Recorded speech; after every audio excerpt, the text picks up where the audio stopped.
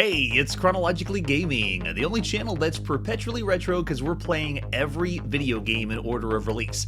Handhelds, arcade, console, computers, you name it, we're going to be playing all of them. We completed and finished all the games in the 1970s, and we're here at 1980.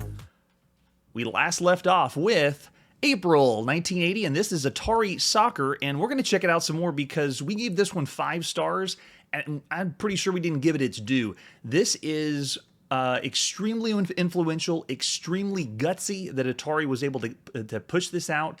They took the trackball that was in the football Atari and just went further with it, adding 4 trackballs to the arcade cabinet. And as you can see here, it allows for 4 players simultaneous. I'm solo by myself. It's doing in track mode right now. But if I had 4 people, each fourth person could be on either side of the cocktail cabinet. And it allows for one of the smoothest controls, like trackballs usually do. But the top-down perspective for a soccer or football game is amazing. This is the first time we've seen a game do this. And we've seen just a month ago a release on the Fairchild Channel F, one of the rudimentary home consoles. They were still using X's and O's to display people, and so this is a top-down full sprite of a human being. It's monumental. All right, let's put a quarter in and check it out. So this is Atari Soccer, released April 1980. And as you can see, I'm in the bottom left. It looks like it's waiting for other players to join. So I have control of my character in the bottom left. You can see him scampering around all over the place. And there's an arrow indicating who is where and who's playing what. So it's waiting for a second player, I think because I put an extra quarter in. But let's see if it allows me to go for it. Yeah, so it's still waiting. You can see there's a time going off on the side here. I'm going to go ahead and push start and see if it'll let me come in. Okay, there we go. So you have to let the cabinet know that no one else is going to be playing. Yeah, so it's waiting for other people, and then it's going to time down. So if it wasn't an arcade, it gives you a chance to jump in and join in on soccer. It is programmed in black and white. I couldn't tell from the cocktail cabinet if the plexiglass had color that was the overlay, or it may just be running in black and white. It was using the classic wood grain panel, similar to what we saw in lots of the arcade cabinets in the 70s. And you can see on the sides here, the borders behind me, this is the artwork that was displayed on the advertisement flyer, which is a really nice touch. Oh, it looks like it was waiting for the kickers to play. Yeah, so it says 2 or 4 people can play. It may have been waiting for the second player to jump in. There we go. All right, here we go. We're on. So I'm at the bottom left of the screen. I am just messing around with the soccer ball, enjoying how smooth the controls are, and that we have a full scrolling screen. We've seen just a handful of other arcade systems that have done this, and everything else we've seen has been fixed screen or screens that will change to another screen on the home console. So seeing a scrolling screen is incredible, especially for 1980. The game's based on time, so I'm just playing, trying to get the best score I can within time. And yeah, I'm just messing around. The other people on my team are computer controlled, so everything else you see moving is not being controlled by another human being. Incredible. So you can see here the goalie is automatic as well. I am the black team, and it looks like we're going against the white team. Oh yeah, great control, so smooth. I don't think so. When it comes to the steel, it looks pretty simple, but you can use your imagination and pretend you're headbutting for the steel.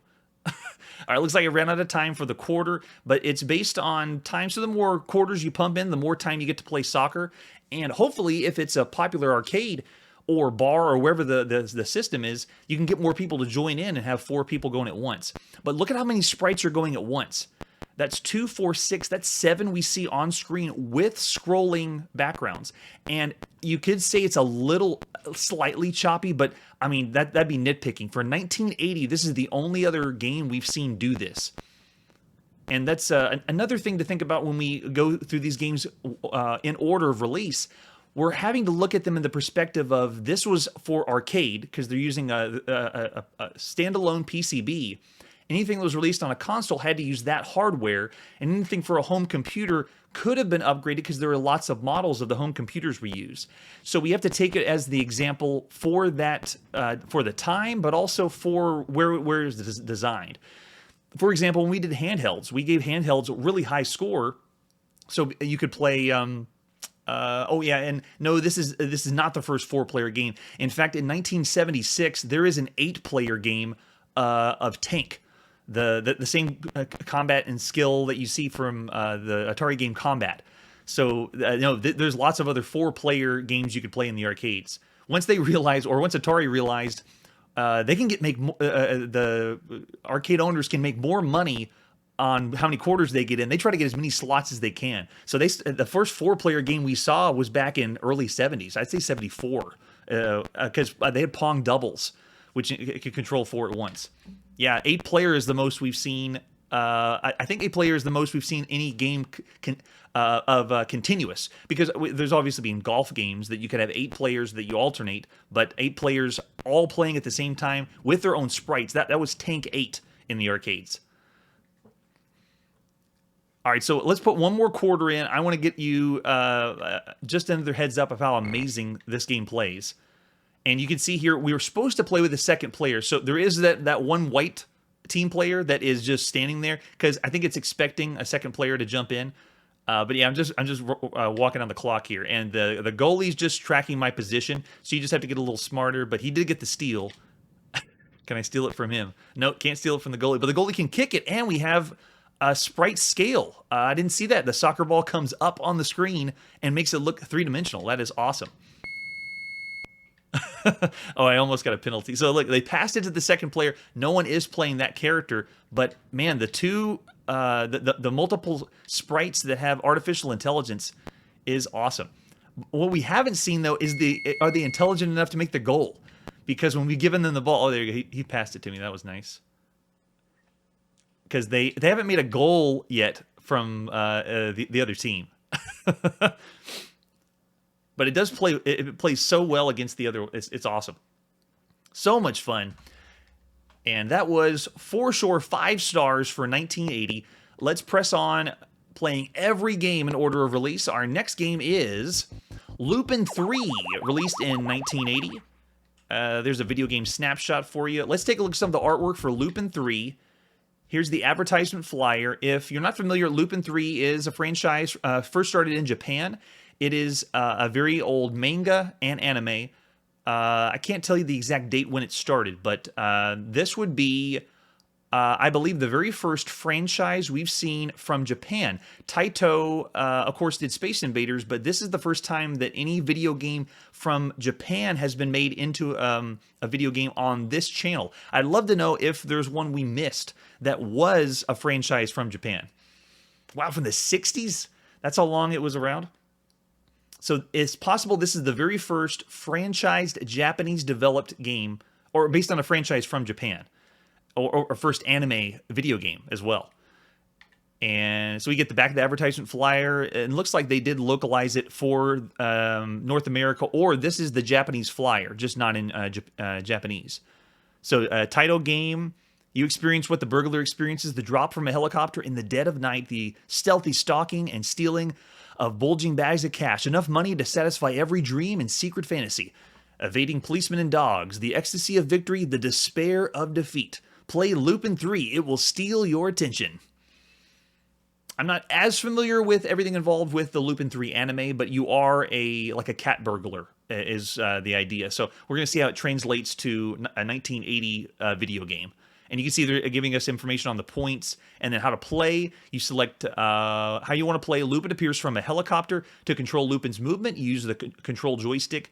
Bring money bags from the top screen to cash room at the bottom. If Lupin steals 2 bags at a time, his speed decreases. Oh, so if you get too greedy, your speed goes down. Avoid police inspector, guard, and police dogs. Push magic button in emergency, and the magic button can only be used 4 times.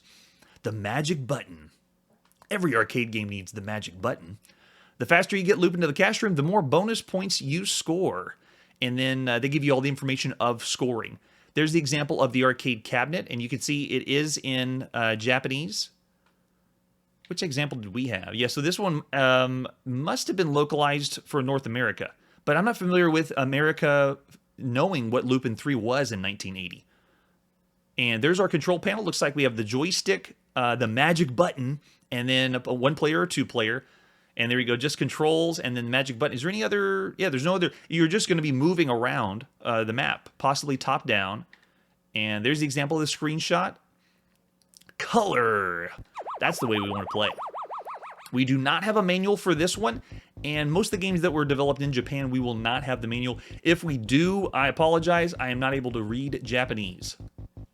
So no other versions there. Let's step up to the arcade. It is April 1980, playing Lupin III in the arcade by Taito. And there we go. We even got the artwork around the cabinet. And so, second series of Lupin ended in 1980. Makes sense why. Okay, so when it ended in 1980, does that mean they brought it to North America, where North American audiences were introduced to it? Is that why the flyer was in English? Or was the Japanese flyer, when it was released in Japan, presented in English? All right, so loving the artwork on the outside. I love it when we get the feel or the look of what the arcade cabinet would be while we're playing it.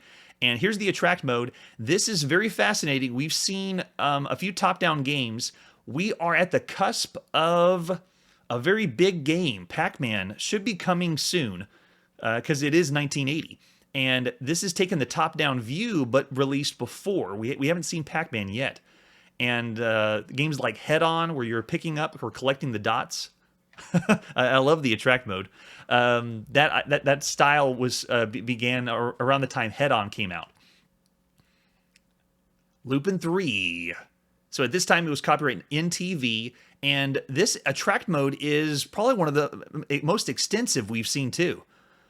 Every other attract mode that we've seen has been very little bit of the gameplay, but this is giving a little story. Like you can see, there's Lupin with the cape in the top right corner. Policeman's got to be the one chasing him with the baton, and then a police dog, and I forget what other enemy they said would come at him. But you see, we collect it back at the top, and you got to get it down to the vault without being captured. Okay, so yeah, maybe it wasn't out in the U.S. So I'm wondering why the advertisement flyer was in English. All right, so let's put a quarter in and see what it's like. So this is one player. It tells us what energy we're going to have. Oh, yeah, there we go. We got the sound effects. So we got a story. We're going to be coming in from the helicopter. Oh, this is great. I was told Pac-Man was the first one with cutscenes, but I'd call that a cutscene. Oh, so here we go. I am Lupin, the one with the cape. I make my way to the top. I'm going to go grab some cash and try to get it down to the bottom. Oh, I grabbed two. That means I go slower. Yep, I'm too heavy now. I don't think I can make it to the bottom without getting caught. They don't give me a lot of... Yeah, I don't have a lot of ways to move, but I move so slow. I move too slow because I picked up two and get thrown in jail. And we had another game we saw earlier by Nintendo where you went to the top of the screen, you did something at the top of the screen, and then made your way down to the bottom of the screen. Very, I'd say, Frogger-esque. All right, let's try it with one bag snatch and see how well I do. Oh, he's going to go around the other way. Okay, let's see if we can pull him off the end. Yes. Nope. But we do have a song the whole time we're playing the game. It is so novel to have that. We haven't seen that. Oh, man, the dog's fast. Wow. All right, there we go. You got one, and then based on how fast you do it, you get more points for it. I love that it has cutscenes or just a little bit of story to it. And I love the context chiptune. Appreciate it. He's too fast. So my memory of video games, I try to do my best since it's a live show.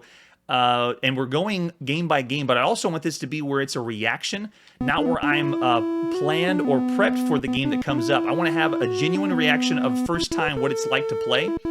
And so because of that, there's times that something comes up that I've forgotten. Oh, he's going to get me. Yeah, he's too fast.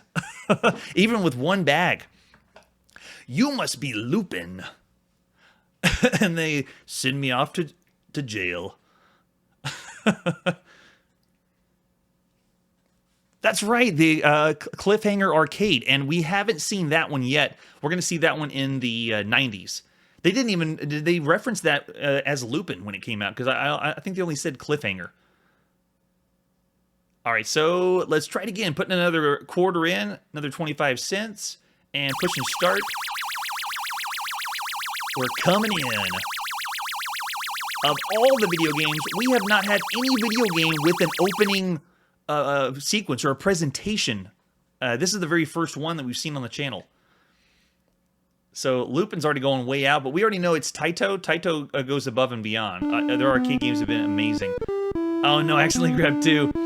So it's a 4-way joystick, and it doesn't translate as far as the sensitivity as well on the controller I'm using. Oh, let's see if I can still make it with 2. Nope, no way. In the bottom left corner down there, you can see they have a little human being showing as my life. That's the lives that I have. Oh, really? So 83. Oh, I thought it was 90s that was Cliffhanger. Awesome. That means we're coming up to it soon. Some full motion video games. Oh, there we go. That's the way to do it. Yeah, bonus is slowly ticking down as I get to the bottom. But very enjoyable arcade game. The graphics are smaller. We've seen some of the sprites that are smaller, but or larger. But for the time, this is a blast. Lots of fun to play. Go. No. It is a little tricky to play with a 4-way joystick if you're used to the 8-way. Let's see if they'll let me get by.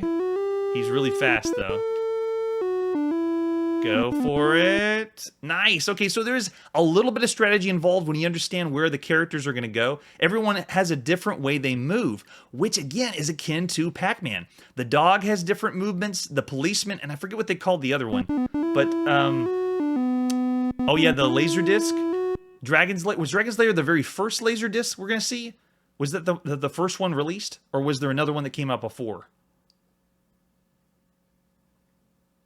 Because I know we're gonna run into all those and be able to play all those as well. Come on, let's do it. Is he gonna get? No, he got. Yeah, they pinched in. So as I collect more and more, they are getting smarter, so they're changing their patterns. You must be Lupin. They got me. I love that this is the first anime video game we played. We're gonna have a lot, and I love that this is the way that this is presented. And the gameplay. It's almost like I would say this is...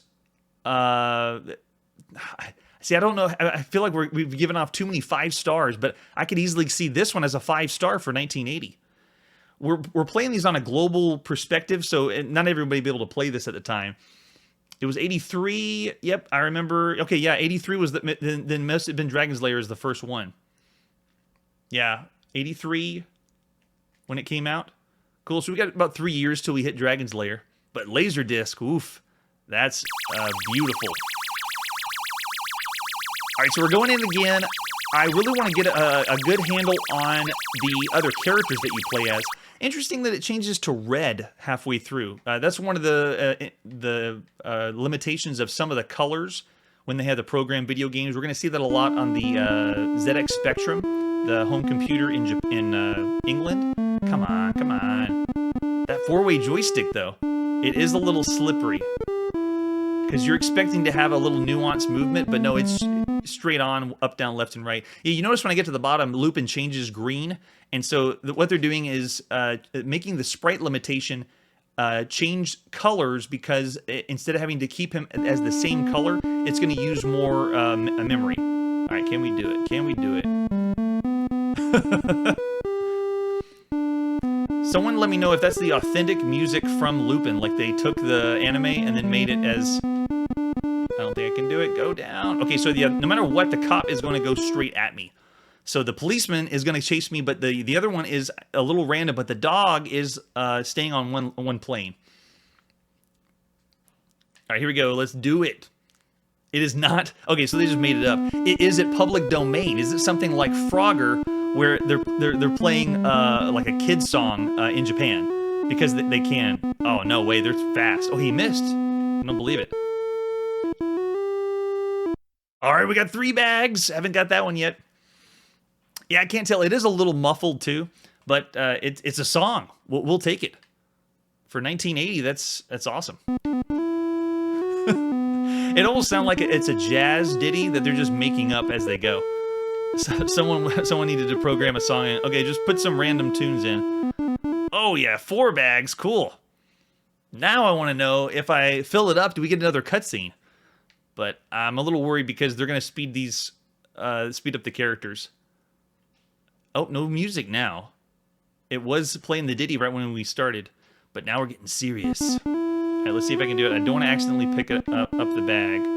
And the other guy is random. I've been able to determine that. But yeah, the cop is... Oh, no, the cop is not chasing me. Now I'm confused. I thought he was going to come up at me. And see, the dog is no matter what... Oh, see, that 4-way joystick messed me up. Oh, it is the theme song. Okay. Great. So a licensed game with a licensed theme song. Possibly the first. Is there any other video game that came out before this that was a licensed game that they used the song from the license? Oh, I can't believe they got it. Okay, so one of the fun things about this channel, playing every game in order of release, this has never been done before. So a lot of the tropes that I hear of, oh, I'm still going. I thought I was out of lives. A lot of the tropes we hear of as the first to happen, we're coming across them, and some of them I've seen things different. So it's been a really great experience. Yeah, that's true. So it may or may not be the right one. We're not know for sure, but we can say they tried. All right, that was great. So I am debating whether to give it 5 or not. I have never played this one before. Considering everything else we played at the time, I can go 4.5 or 5. So from the chat, if you want to help me out, if you think this deserves a 5, I know the how iconic it is. It may have been more iconic in Japan, but I don't know for sure. But the way this plays compared to everything else we played in 1980, it is definitely up there. The lowest I'd go is 4.5. But any insight on what you consider Lupin III in the arcade, released in April? All right, we'll go 4.5. All right, let's move on to our next game. We are back at home playing the Commodore PET. If you were here for the opening video starts with the Commodore PET. One of the first 3 computers that you could have at home. Consider the trilogy or the trinity of home computers. What for artwork? Do we have anything? Oh, we got a blown up cassette tape. This is Miner with an exclamation point. And there's just a screenshot, and you can tell it's a monochrome. The Commodore PET was one color. All right, so let's see what Miner is like. This is April 1980. We're playing Miner on our Commodore PET. And I prefaced this before, the Commodore PET has several models.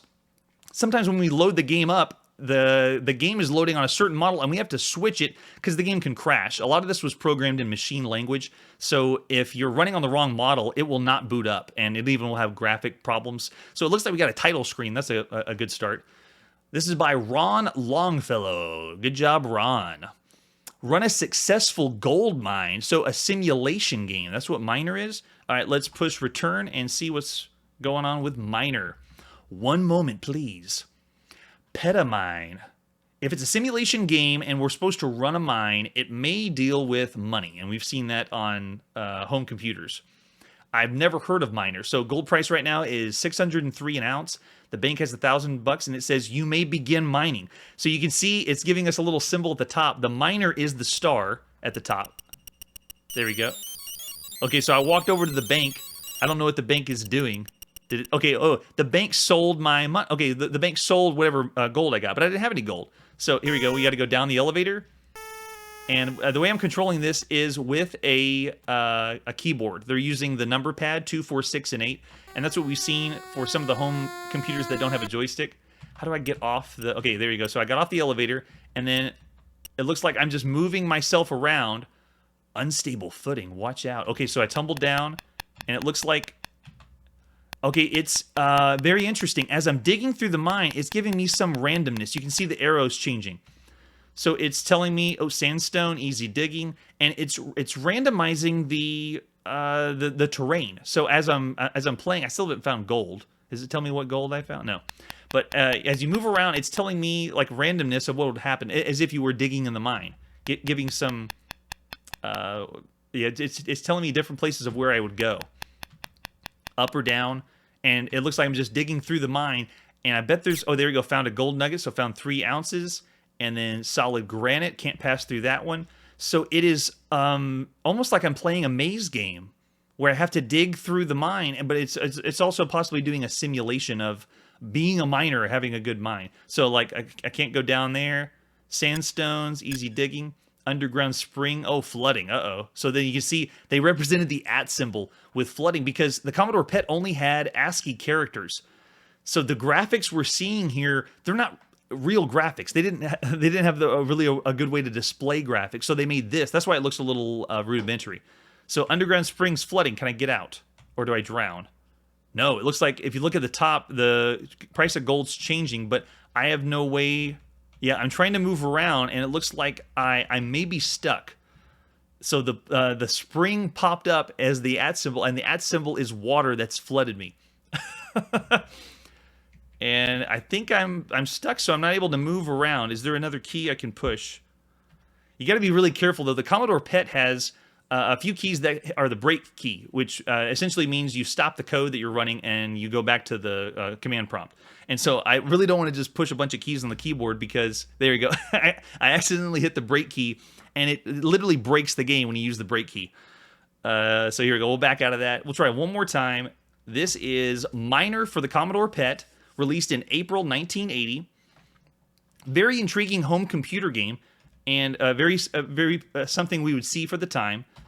Run a successful gold mine. I don't know if that's going to happen. All right, so this time I'm not going to run over to the bank, and it looks like every time we play, it's building a new mine.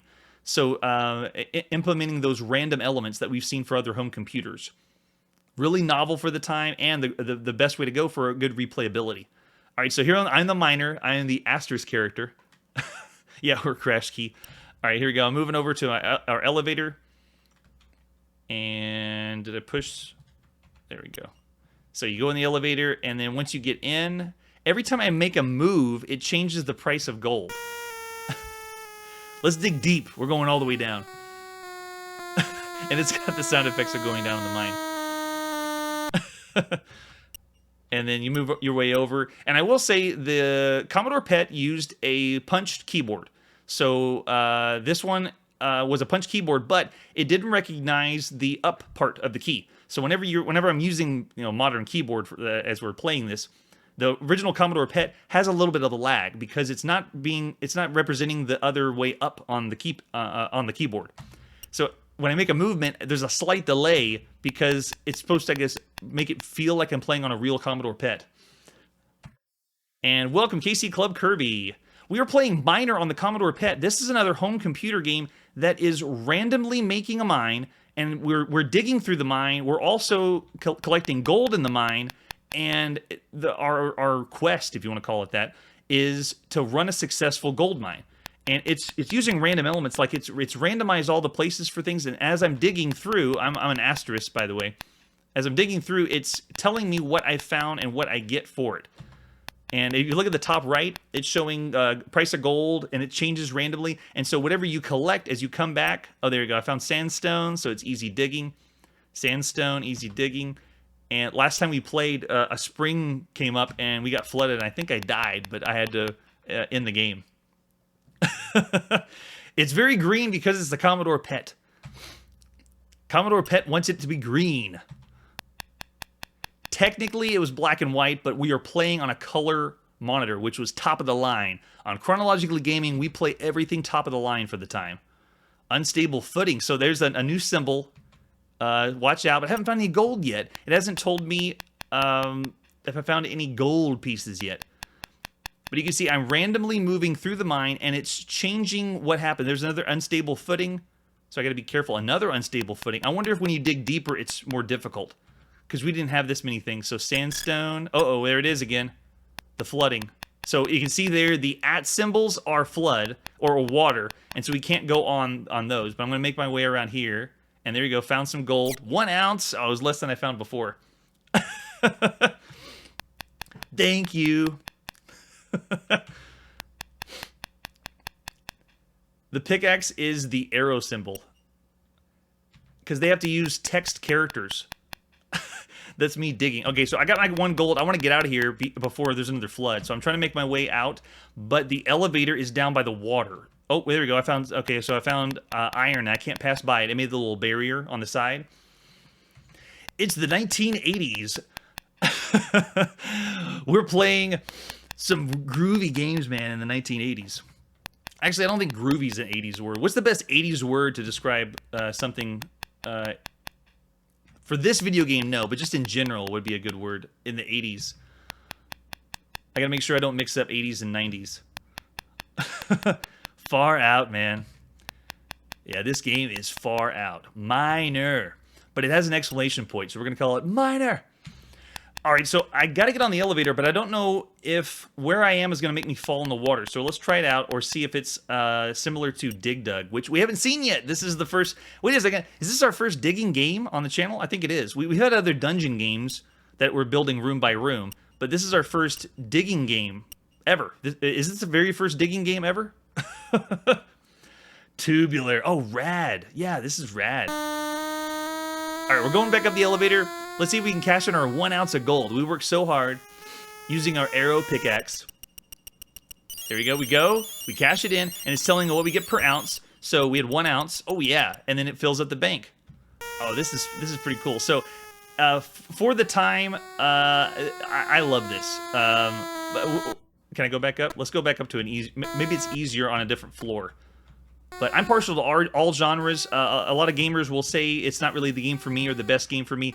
It's kind of hard for me to say that. One of the reasons I do this channel is because of all the genres I play. I really enjoy strategy, role-playing, action, arcade, Twitch, first-person shoot. Like there's not a genre that really doesn't appeal to me. We may find some strategy games that are slower, that'll be harder to translate on the channel.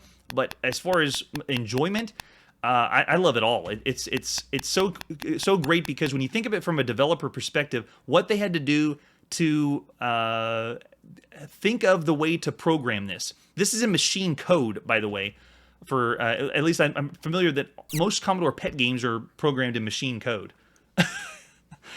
And this game is taking someone who has the creativity, but also the genius to program for it. You have to have both, and it's fascinating being at this time in 1980 where everything's done by one person. So you have one person who has both the creativity and the genius to program the game.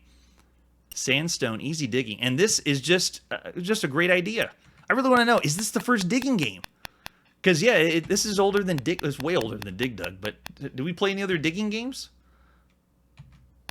I'm trying to think of, because we're going to see so many later. There's so many games on Microsoft DOS that are digging games.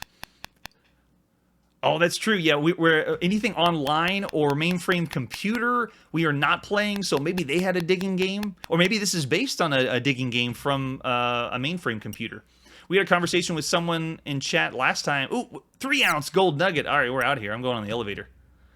Last time we had someone that was talking about Play-Doh, which was a mainframe computer from the 60s that was way ahead of its time. Play-Doh was able to do things that we do now. Online gaming, multiple people playing at once remotely in different locations. And so now because of... we're going back up the elevator.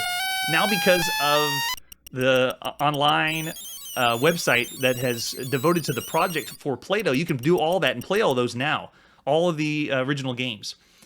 Anything that is involving mainframe computers we didn't do just because I know Play-Doh got some love, but there's a lot of mainframe computers that did not get love. All right, I say we are a successful miner. Wow, that's a bold statement, KC Club Kirby. Yes, Retronauts, I am familiar with them. Yeah. I haven't listened recently. Are they still going strong? All right, we're going to say we're successful. We did a great job getting $2,876 on our mine. And that was Miners. So another really good game. I don't know if I could do the 5 stars, though. Actually, no. For home computer, I feel like we're... if someone's tuning in right now, they think they're going to give high ratings for every game. Like, everything's so influential and so good. But... Yeah, I would be behind too. So I actually want to do this one 5 as well because I can't think of any other game that we've seen with this formula. The digging game and the randomness and the cleverness of turning what we've seen on home computers, which is owning a business, being in charge of a business, and then having to work out the cost for things because we don't have a manual for this. And there may be other elements if we play longer, but we ran into a few of the randomness of the mind. But the whole game itself, though, is a joy to play. It's really fun. All right, let's move on to our next game. This is Tomahawk 777 in the arcades. Tomahawk 777. Let's take a look at the artwork for Tomahawk 777. This is by Data East. I think it's the second or third game released by Data East.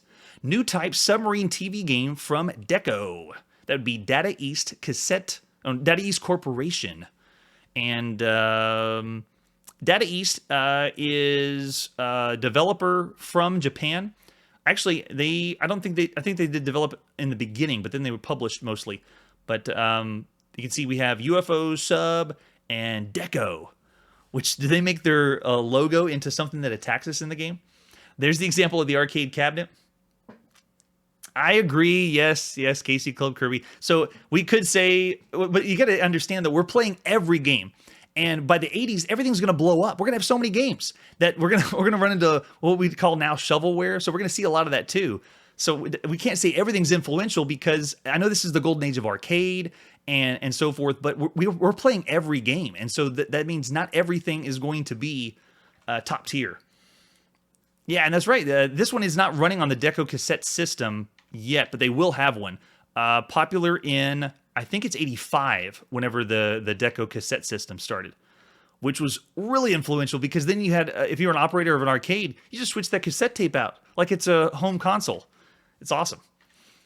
All right, so there's our terrible picture of the control panel. It looks like we're moving and we got a button. Yeah, we go up, down, left, and right, and shoot are our controls. And there's our marquee. And for screenshots, full color arcade game. Ooh. No manual, different revisions, but we're going to play the latest revision. Tomahawk 777. It is April 1980. We're checking out Tomahawk 777 in the arcades. And there we go, we got it, with even the artwork on the outsides. Track mode is playing typical to what we've seen before, and this is big. This is a fixed shooter where the shooter is able to move not just left and right. Look at the sub at the bottom. It's moving up and down as well. We're going to see this on Centipede, and I actually thought Centipede was the first one to do that, but here it is, Tomahawk 777. That is true, we are not. If they're Pong breakout clones, we've been giving averages or slightly below averages, depending on if they add any cool elements or something new to the mix. We've seen just little nuances. The game is like exactly the same except they add one thing. It's just so cool seeing that with the developers. Okay, so let's put a quarter in and see what it's like. Push player select button. 1 credit. Player 1, start game. So I'm in the sub at the bottom.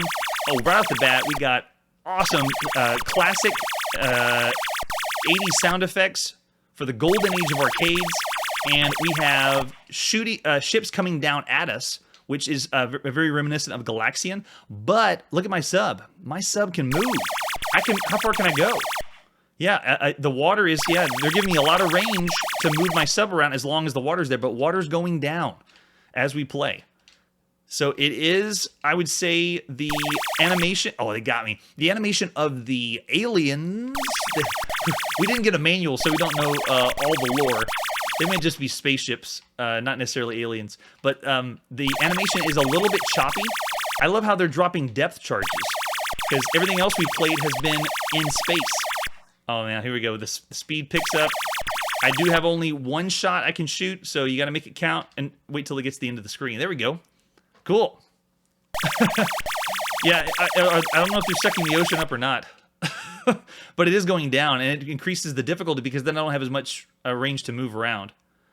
But depth charges, that's fun. It is the first time we've seen... Oh, I can't believe how I dodged that one. The first time we've seen a shooter that doesn't take place in space. So it's a space shooter, because it's spaceships, but it's taking place over an ocean. Oh my gosh! So, oh yeah, he just did a quick move on me. All right, going again. Yeah, water level's getting lower and lower. Let's see if we can get a better shot on him before the depth charges get me. I love the multicolored depth charges. It's awesome. And no sound effects on the gun, which means it may have been programmed in a different place of the PCB that hasn't been emulated, or it was part of the arcade cabinet. So no sound effects for the shot. And while I love to say that we're currently in 2022, but while I love to say that emulation is able to do everything correctly, it is not. So as much as I would love to have the perfect experience, we're doing the best we can. Oh, he got me. All right, so I'm still on 1/4, ladies and gentlemen. And I'm still able to keep going. With high score, oh, I can't believe that. High score, 5,620 points. One thing we got to do when we have another guest on the show is play and have the other person... Oh, there, they blew me up on that one. Have the other person go for the higher score. Because that's really what it was about. The score was king. That's what you wanted to do back then. Especially for 1980. Oh, there you go. 80 points, 70 points, 50 points. Different formation attacks.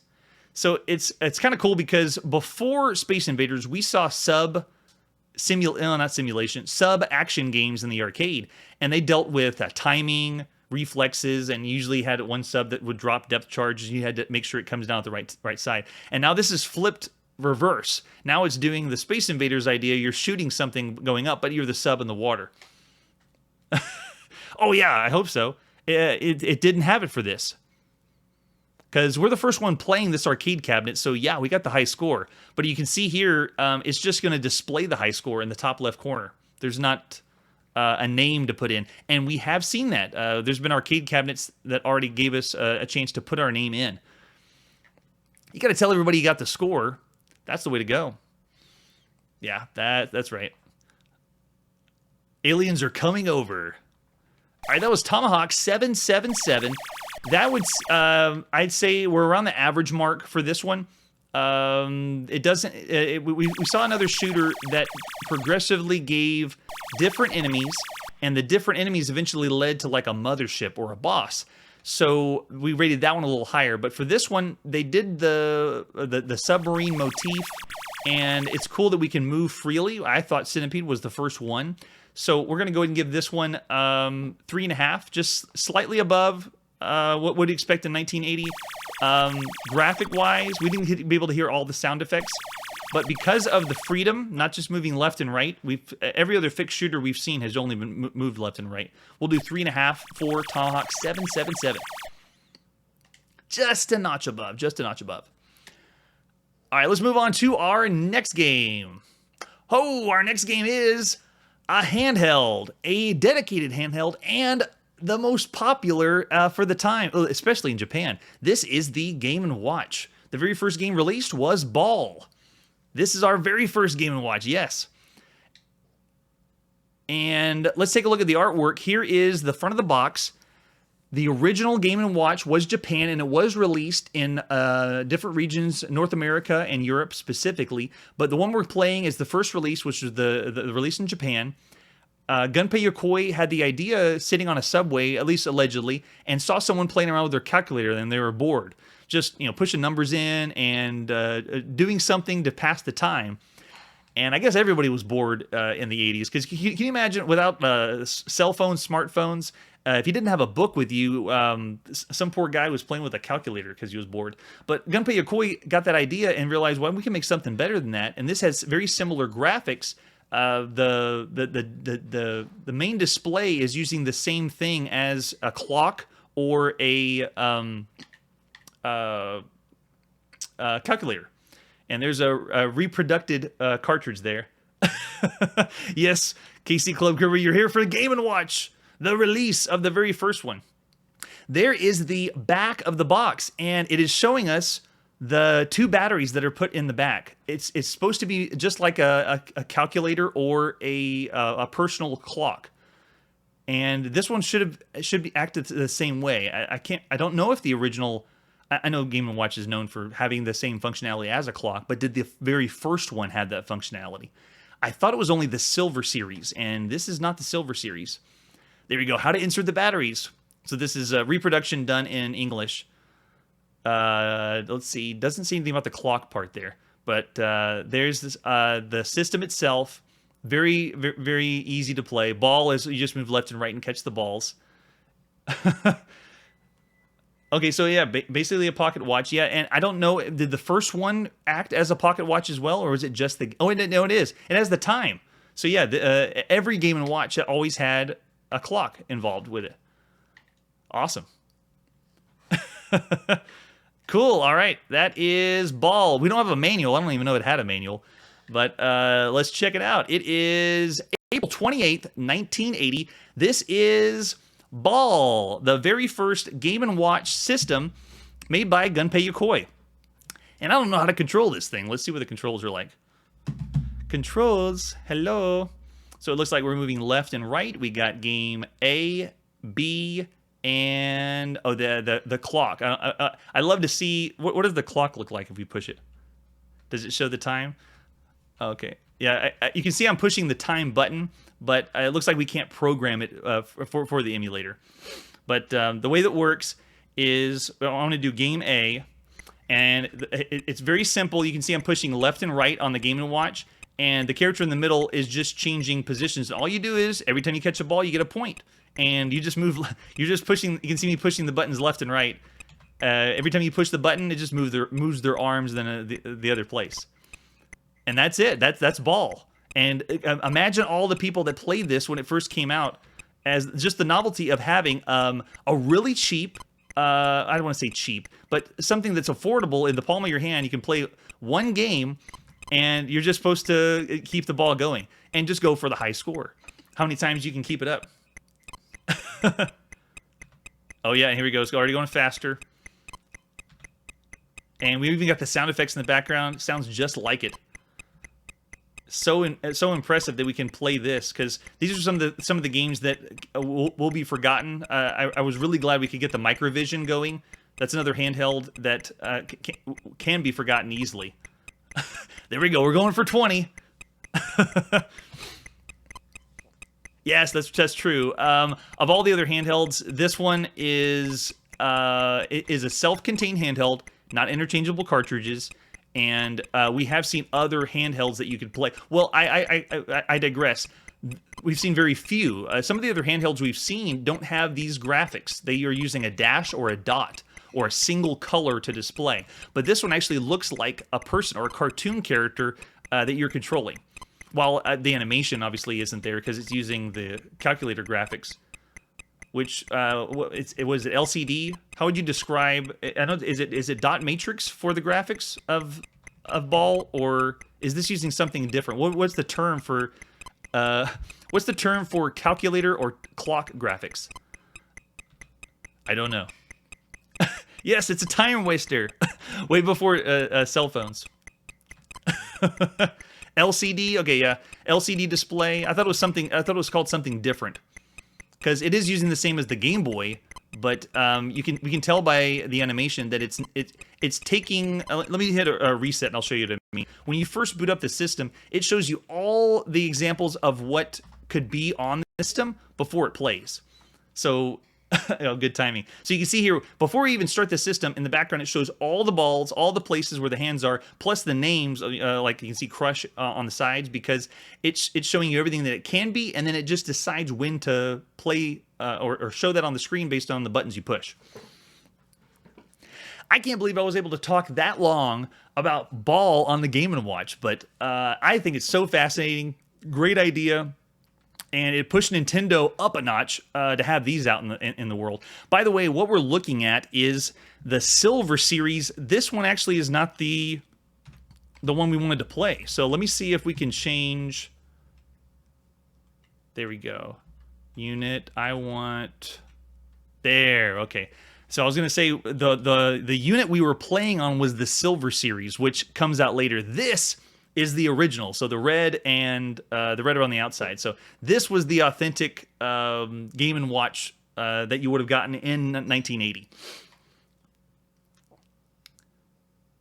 That's true. I agree. Compared to the Tiger, they were trying to go a little bit too far away, and they were licensing games too. But these, they still have the fun factor, and Nintendo's all about that. I agree.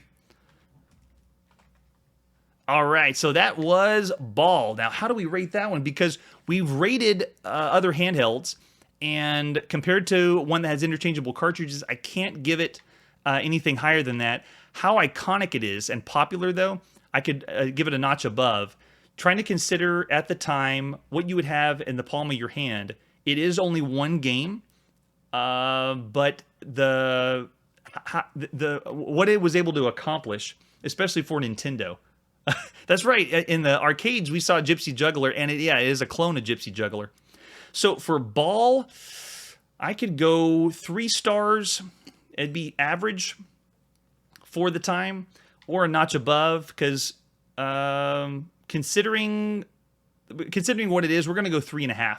Unless anybody has any ideas from the chat of what we would consider the very first Game & Watch. And this would be the Japanese release. Yeah, so I could see 3.5. Sounds good. That was our very first Game & Watch. We're going to see them all the Game & Watches. All right, moving on to our next game.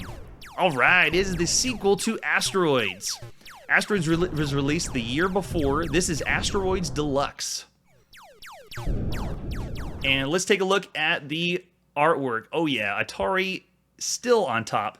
In the arcades, home computer, home console, Atari is king. It's 1980. We just saw Space Invaders at home, and that's going to take Atari a lot higher than it is now. 1 or 2 player competition. New shield control provides temporary force field protection.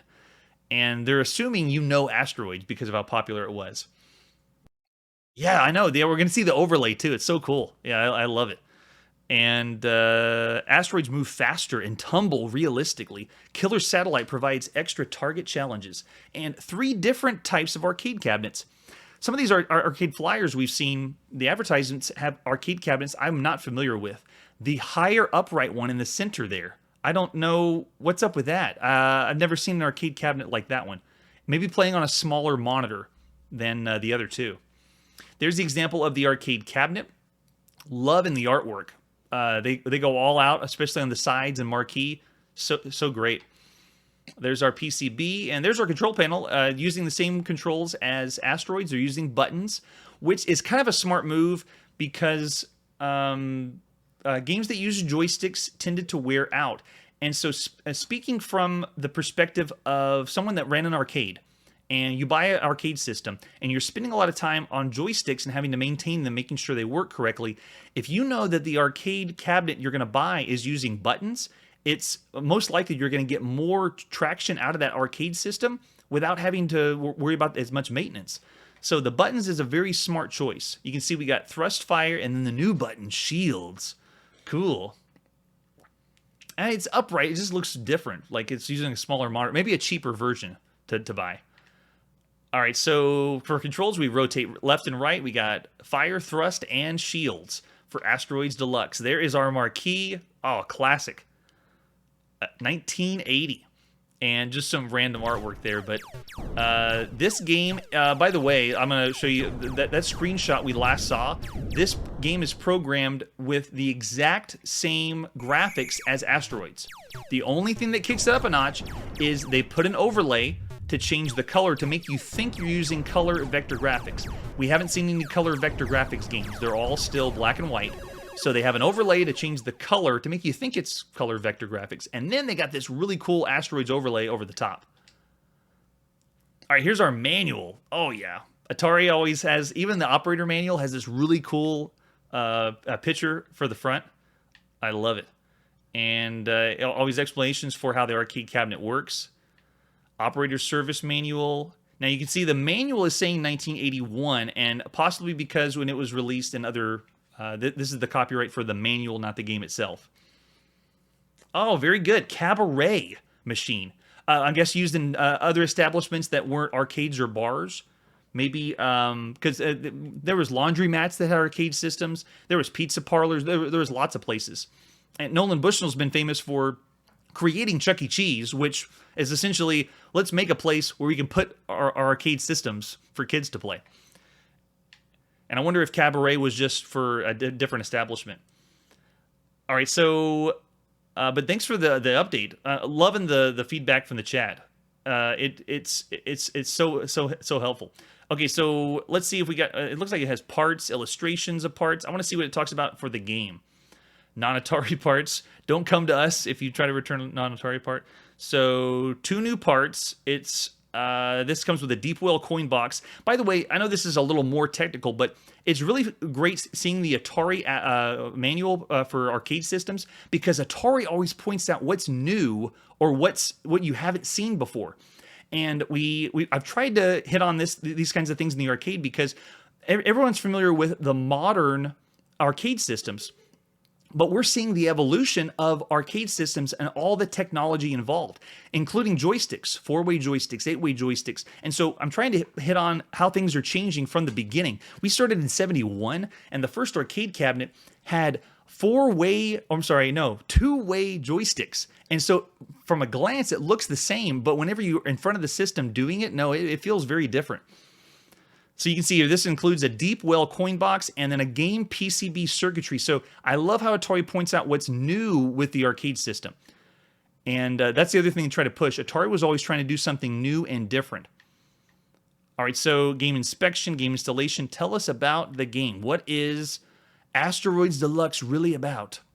Self-test procedure. It might just be bonus play. Okay, so you get bonus play. This is changing the dip switches in the back. And then game option settings, game price settings. So there you go. There's all different circuitry on what you can change to affect the price of the game. How expensive do you want it to be? I don't think I've ever played a arcade cabinet where you put in multiple coins for one play. Like you can see there, that's 2 coins for one play. Most of them that I've seen, it was 1 coin, and that gives you usually 3 lives. That was the usual. All right, so gameplay. Atari Asteroids Deluxe is a 1- or 2-player game with XY vector-generated monitor. Yes, remember to keep in mind, the vector graphics wasn't just use any other monitor and you have the game program on it. No, you need a monitor that will display the vector graphics. Game depicts a third-person view of a player's spaceship battling to destroy asteroids, flying saucers, and enemy ships, or Death Stars, shaped like clusters of triangles. Death Stars is the name of the ships that break into parts. When hit, the asteroids and Death Stars break into progressively smaller pieces. Players can put up octagon-shaped shield to protect their spaceship. However, this shield wears out with use. Okay, you just can't keep it on all the time. There's 5 modes of operation: attract, ready to play, high score initial, and self-test. And it's interesting that some of the systems we played did not even have a self-test. That's how old we started. So it's explaining what attract mode is, ready to play, and then play mode on how to play the game. Okay, Cabaret machine was used. Oh, really? Child size? Oh, so it's lower down. So maybe it was for Chuck E. Cheese. Cabaret was for Chuck E. Cheese places. Awesome. All right, so let's see. We are looking at, we don't really have different versions. We're actually at time for tonight, so we're going to pick up Asteroids Deluxe the next time. So we'll keep you on your toes, and we'll actually boot up, see the artwork overlay, and really dig down deep and play some Asteroids Deluxe next time. We are going to kick off more 1980s games, playing every game in order of release. Really appreciate everybody in the chat and everyone in YouTube and for Twitch. Thank you so much. We will see you next time. Hey everybody, thanks for checking out the channel and joining me on my quest to play every single video game in order of release. We'll be streaming live every weekday at 9 p.m. Central, so join us and let us know if you miss any games along the way. This video would not be possible without RetroArch and Launchbox. Please tell your friends there's some crazy guy out there trying to play every single video game. You can always check out Chronologically Gaming on YouTube, Twitter, Instagram. Chronologically Gaming is the name to look for. We will catch you next time.